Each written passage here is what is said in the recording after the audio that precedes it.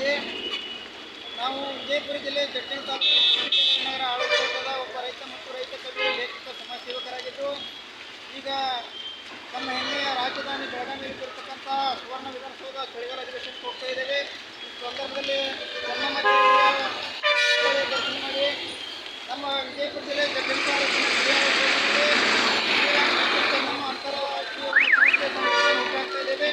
ಈ ಸಂದರ್ಭದಲ್ಲಿ ನಮ್ಮ ಕೆಲವು ಕನ್ನಡ ನಾಡಿನ ಸುಂದರ ಭಾರತ ದೇಶದ ಮತ್ತು ದೇಶ ವಿದೇಶದ ಚೆನ್ನಮ್ಮ ದೇವಿಯ ಒಂದು ಅನುಯಾಯಿಗಳ ಮತ್ತು ಅಭಿಮಾನಿಗಳ ಪ್ರೋತ್ಸಾಹ ಬೆಂಬಲ ಮಾರ್ಗದರ್ಶನ ತಿಳಿಸುತ್ತಾ ಶ್ರೀಶೈಲ ಅವರೆಂಬ ಯೂಟ್ಯೂಬ್ ಚಾನಲ್ ಇದೆ, ನೋಡಿ ಪ್ರೋತ್ಸಾಹಿಸಿ ಜನರಿಗೆ ಆಶೀರ್ವದಿಸಿ.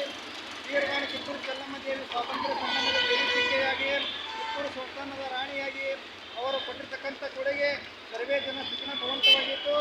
ಅಂಥವರ ಒಂದು ಕೀರ್ತಿ ನಮಗೆ ವಿರಾಮರ ಉಳಿಬೇಕು. ಹಳ್ಳಿಗಳಲ್ಲಿ ಮನೆಗಳಲ್ಲಿ ಕಿತ್ತೂರು ಚೆನ್ನಮ್ಮ ದೇವಿಗೆ ಒಂದು ಅಭಿಮಾನಿಗಳು ಉಳಿಬೇಕಂತೇಳಿ ನಾವು ಕೇಳಿಕೊಳ್ಳುತ್ತಾ ಧನ್ಯವಾದಗಳು.